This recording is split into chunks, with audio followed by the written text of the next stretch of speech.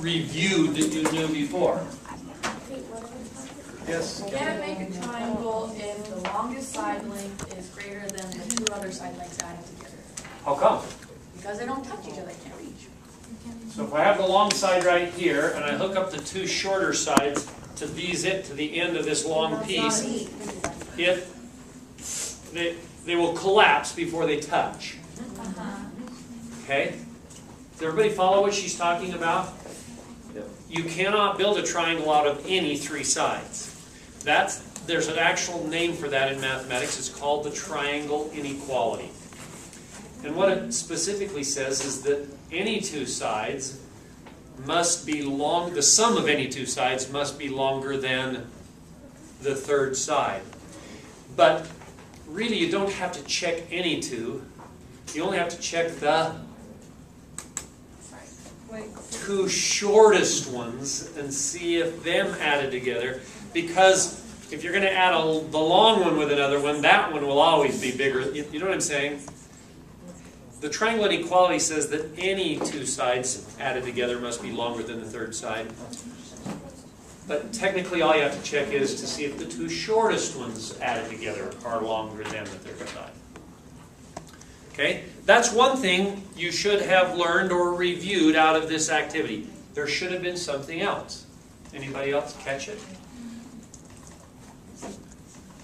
I should be able to give you three sides of a triangle that do make a triangle, and you should be able to tell me whether or not it's going to form a acute, right, or obtuse triangle, just by me handing you the sides. You didn't get that out of this? How did you answer that? Whether they were acute, obtuse, or right? How'd you do it? I went to Google and I put in like build triangles or something like that, and I just typed in the numbers and it built the triangles for me. Oh, and then you looked at them? Mm-hmm. So what if I gave you one where one of the angles happened to be 89.5? You wouldn't be able to tell by looking at it whether it was right or acute. It would technically be acute. You follow what I'm saying? Mm-hmm. Yeah. Erica, did you? One thing I kind of noticed was that if That must be a cool site. I need you to give me that website. Let me see if I can find that if the side lengths are close in length, then it was a Q. If the side lengths are close, Yeah, like we were the one that was 4, 5, and 6. close to each other, you're yeah, talking close about. in length. Like 4, 5, 6 turned out to be a A Q. Q. But the 2, 6, and 7 was a 2s, and the 6 and 7, the side lengths were a lot larger than the Longer third than- one. So that made it up 2s. Okay. Well, there's a Those conjecture. are my observations. Yeah. I think there might be something there, although can we make it so that it's 6? That's interesting. Anybody else have anything else? Really? Well, on the 3, 4, and 5, and the 5, 12, and 13, that's a Pythagorean triple, and so I knew that those were right. Oh, because they fit the Pythagorean theorem. Right. If something fits the Pythagorean theorem, the three sides, is it a right triangle? Yes, that's how to tell whether it's right or not. But now, how do we tell whether it's right, acute or obtuse? With just the side length. You could build it, yeah. I noticed that if you use the Pythagorean theorem, and if the square root of C, like the longest angle, was greater than what you got for A and B, does that make sense? So if you took the smaller two side lengths, and that was A and B, and you did the Pythagorean theorem. You squared them, added them together. And then took the square root of that to get C. And if C was larger than your given C, then it's an obtuse. Or no, it was acute. And if your C that you found was smaller, then it would be obtuse. Does that make sense? Anybody follow Not at her? all. Yeah? Sure, do you want to say it a different way? Well, I already knew that to be a right right triangle, I needed a squared plus b squared equals c squared. I knew that. And this was the day I was gone. I think Tim was here. You built some, right? What did you do? You put squares on their sides, actually, right?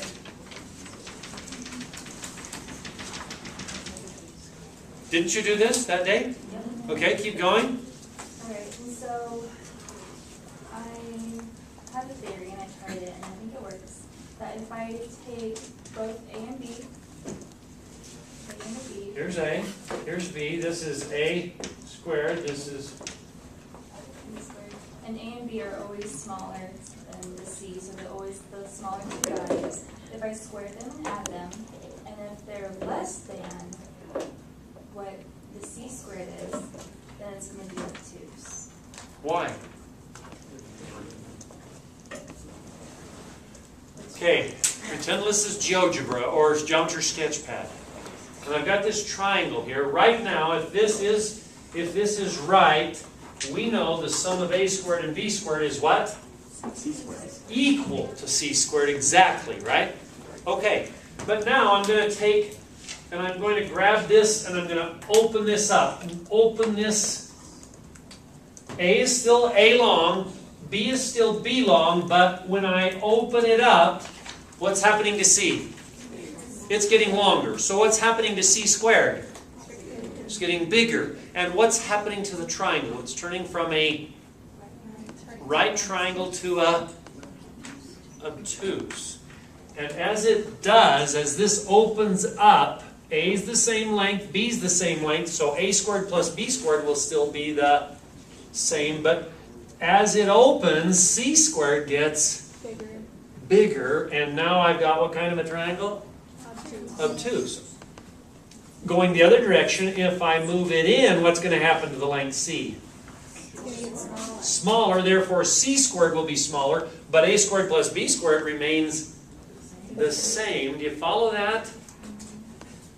So I should be able to hand you 3 numbers and tell me acute, obtuse, or right, or no triangle at all. And with these 2 things we've talked about, you should be able to do that, right? Does that make sense? All right. Platonic solids. You read about them? Named after?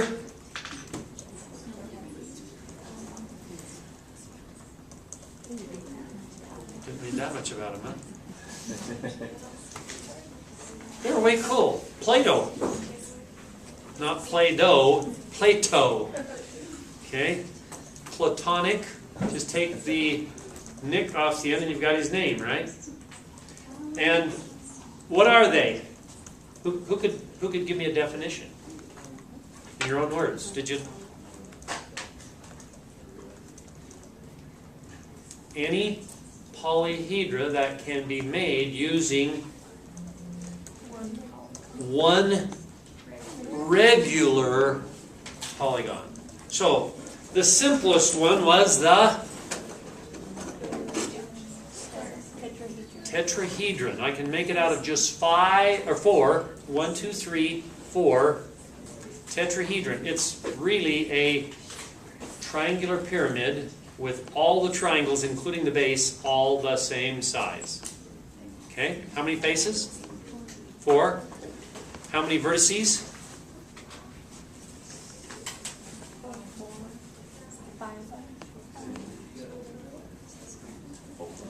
4. How many edges? It fits Euler's 6. The 6 going down the sides and the 6 going around the base. So it fits the formula, right? This one, what's it called? Cube. Or could be called a hexahedron. 6-sided. Tetra, 4. Tetrahedron is 4-sided. Okay. Then we've got the octahedron, which is made of 8 regular, okay. We've got the icosahedron, made out of 20 of the equilateral. And we've got the dodecahedron. Dec is 10, dodec is 12. Like dos, dies, dos dec, dodec. There they are. Now the question is, which ones of them will tessellate space? Tessellate space means what? No gaps, no overlaps.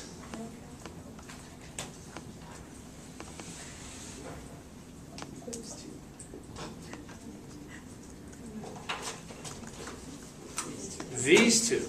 Okay, here's one conjecture that these are the two that do. The cube will? Yeah. We Oh, know that's the obvious. cube. Everybody knows the cube will. Why? It was in the instruction, that's why. Oh, Because you see It gives boxes every- stacked up in a room and they fill the entire room. And there's no gaps or overlaps, right? If they're all the same size. In fact, they don't even have to be cubic. They can be rectangular prisms that are non-square. And you can get them to tessellate space, right? Everybody knows this one? So, let's try this one.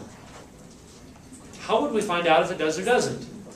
Get a bunch of them. Get a bunch of them and see if we can tessellate space with them. How many is a bunch? And there we go. I'm going to need some help. Would you two help me? Hold them up together. So far they are. No gaps, no overlaps. A little higher. Can you get it? There we go. That's what they need to do.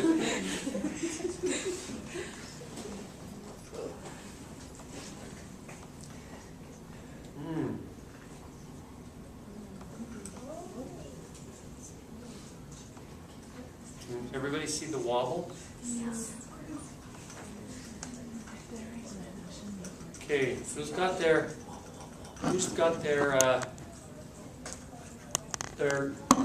internet up? Google Platonic solids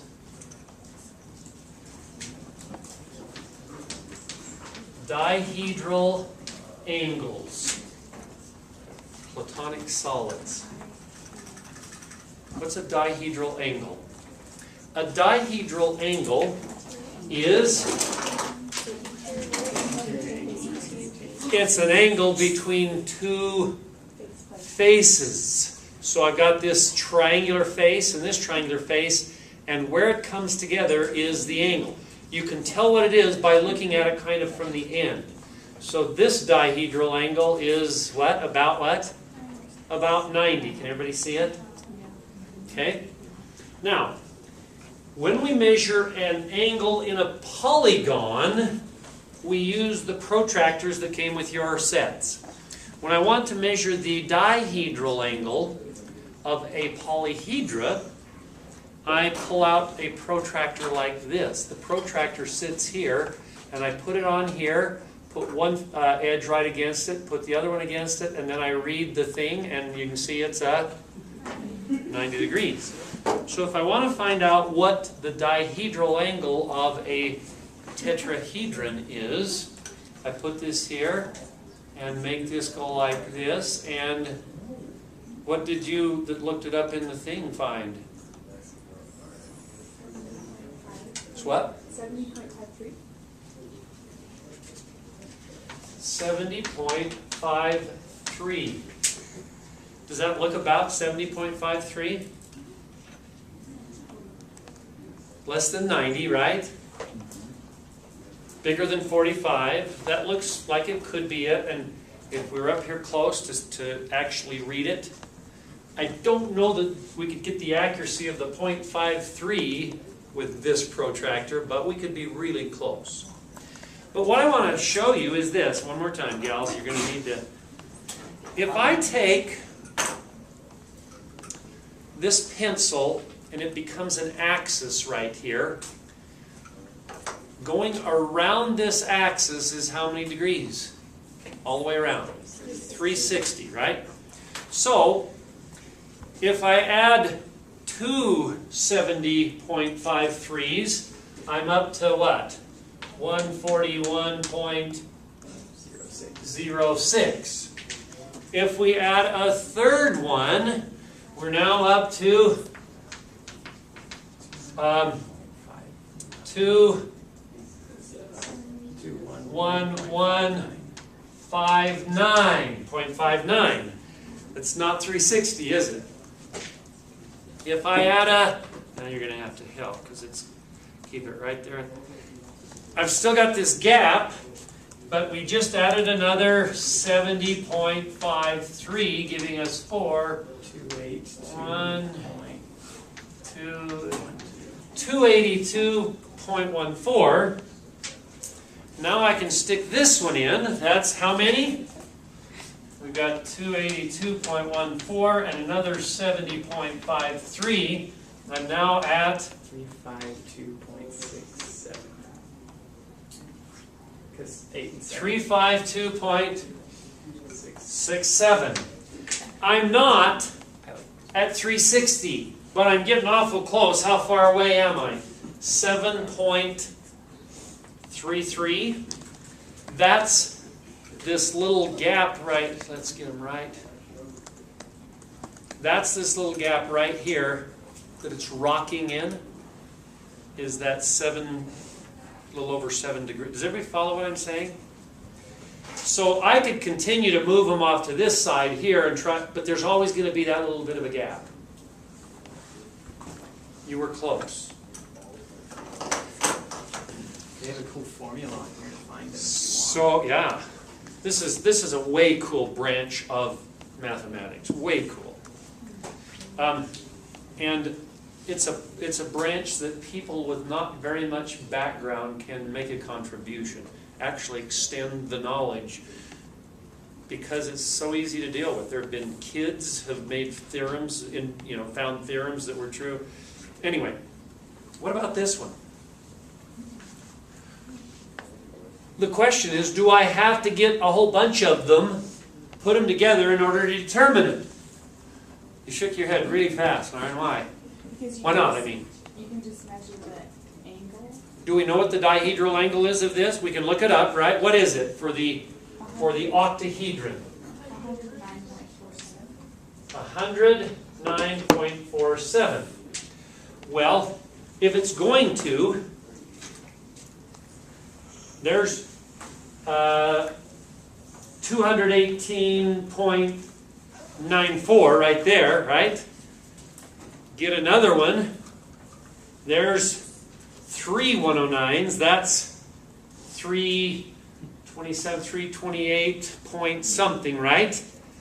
Well, notice I don't have enough to insert into the gap, or if I did it overlap? How would you do that anyway? Does everybody see that? I really don't need to build it. I can just ask, does the dihedral angle, is it what? Is it a factor of 360?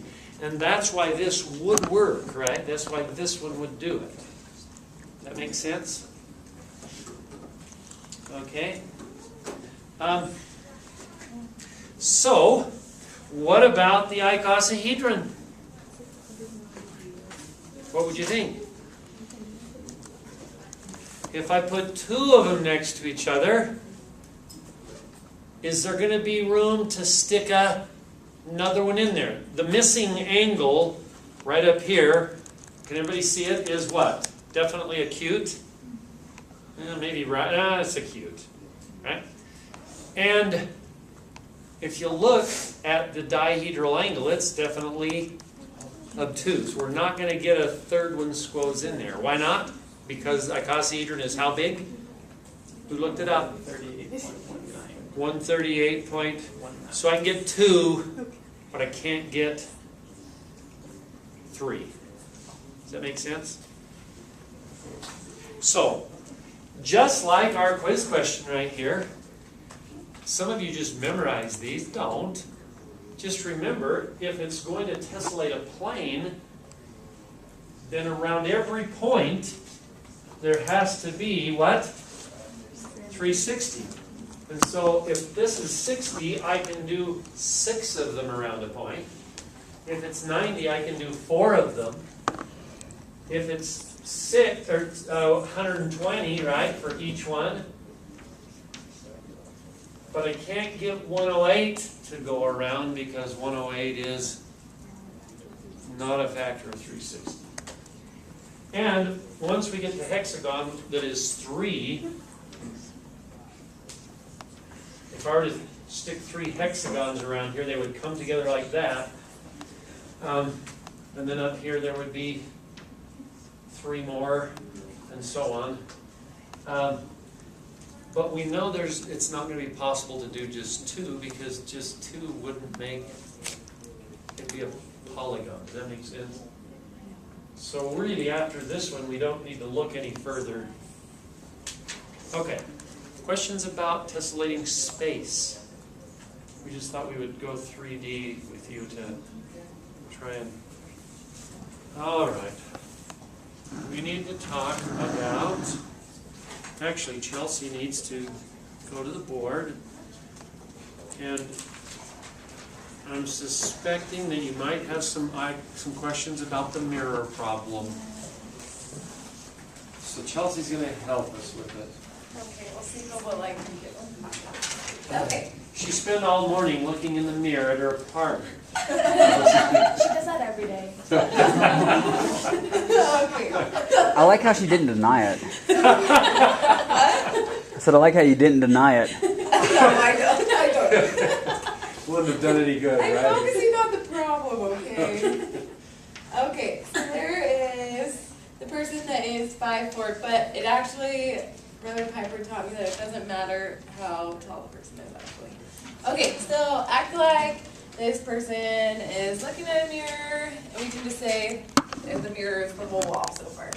And so you are looking into the mirror, so here's the person's eyes, and it goes to there. And then you see yourself in the mirror is like being behind it, is what we talked about, and it's going to be the same length as you are like standing away from the mirror as. So then it goes like this. Have you ever thought about this, as you're looking in the mirror, that the person behind there, which is really you, is just as far behind as you are in front? I mean, you haven't thought about that before. You will the next time. Yeah, I didn't think about it either until he actually explained it to me. So then that's the same distance, so you can draw the person right there. And then say you want to see your feet because you want to be able to see the whole person. So you look from your eyes all the way to the feet. Sorry, didn't do a very good job there. And so then this is the same distance as well.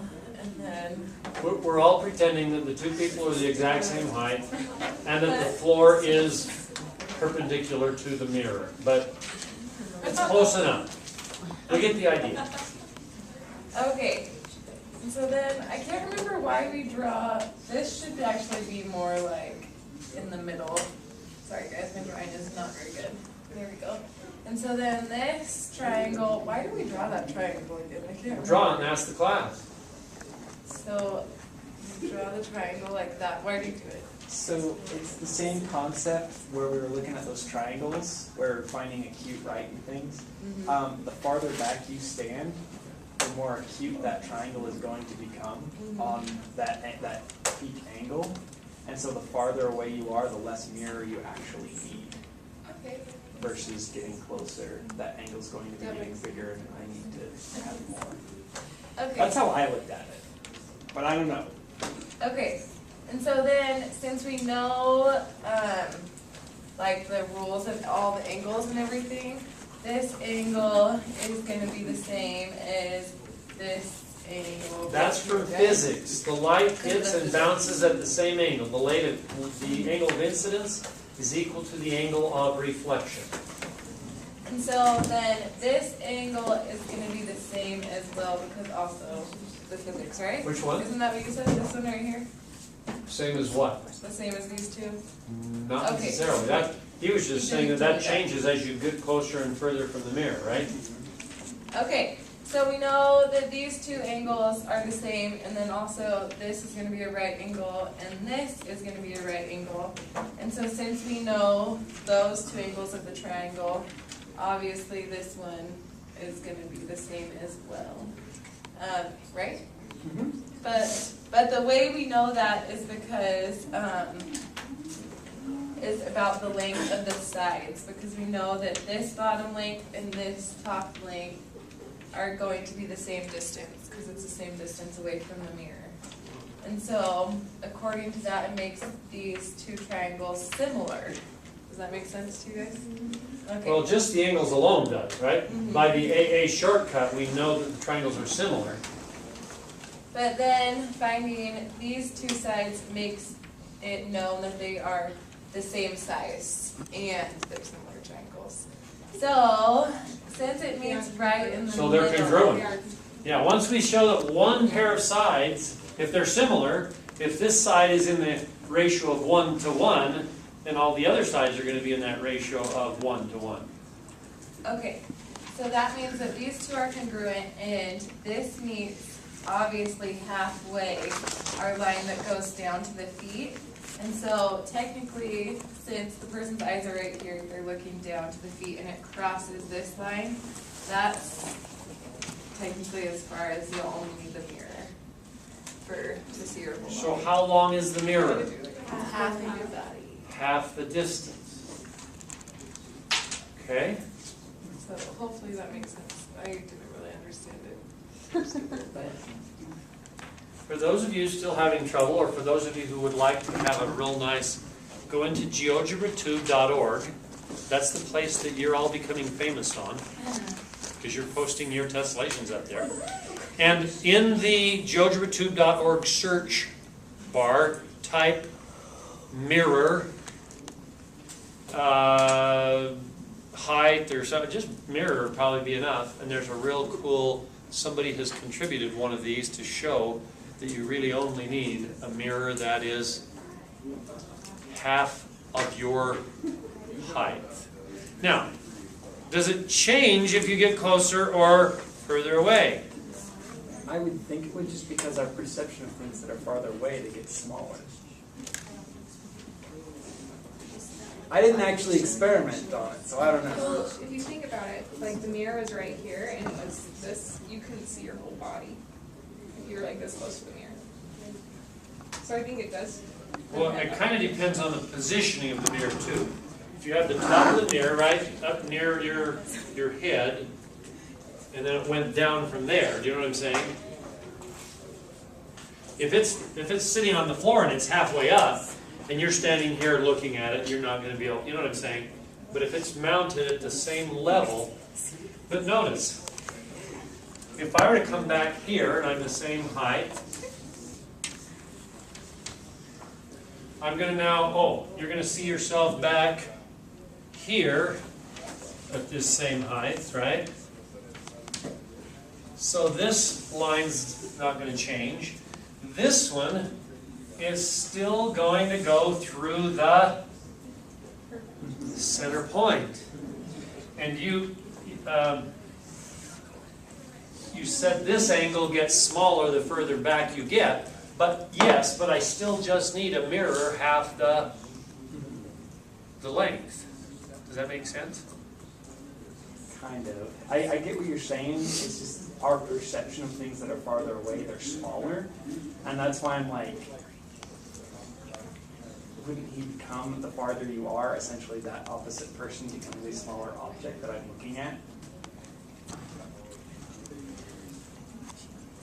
I don't know. I've been experimented and the angles make a lot more sense. I'm just... The thing of it is, the reflection you see will be the same distance away from the mirror, behind the mirror, as you are out in front of it. Yeah. So it's like if you're your own reflection looking, then you would technically be getting smaller as Yeah. well. Yeah. Okay, so I get everything like right angle, that angle will get smaller. Those are the same, but I don't understand the final conclusion. So you only need it from here. You need a mirror that's half your height.